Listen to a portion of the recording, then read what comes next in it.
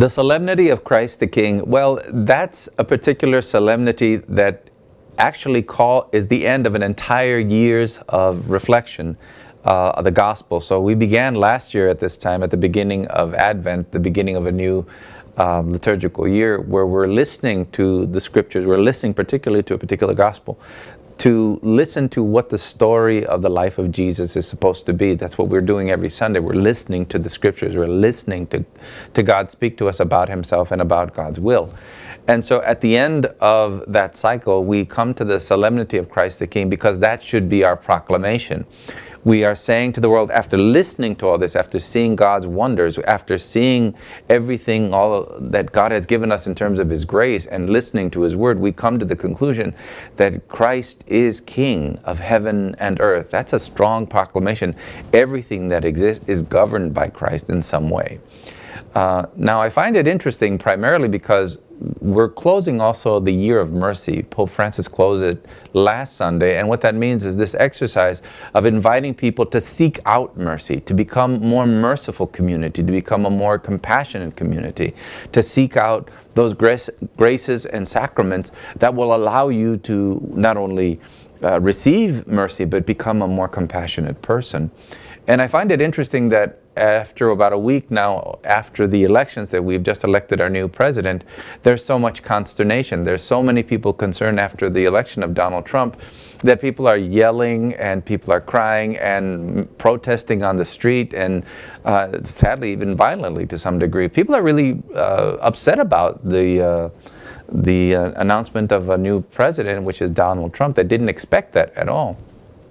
And even people have asked me, what do I think about it? And I said, well, you know, folks, I don't know what the future is, but what I do know is that we didn't elect a king. We elected a president. And there's a difference between campaigning for the president and being the president.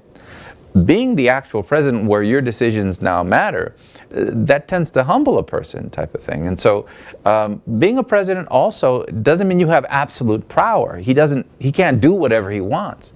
He can do insofar as how to govern the community, but he has several other branches of government that keep a check on him, the Congress and the Senate and the judicial branch as well. And so there's more and more branches of government that try to keep the president and the powers of the presidency under check in terms of checks and balances. So the issue isn't so much who's only the president, as much as the issue is also going to be, how do we have a continued conversations with our compatriots? How do we continue to have a conversation with people who are of the country? For Catholics, I remind everybody about what St. Paul taught us. He says, though we live in the world, we're not of the world. What that means is that there is no such thing as a utopia in this world. There is no such thing as a perfect government. There is no such thing as a perfect society. It doesn't exist.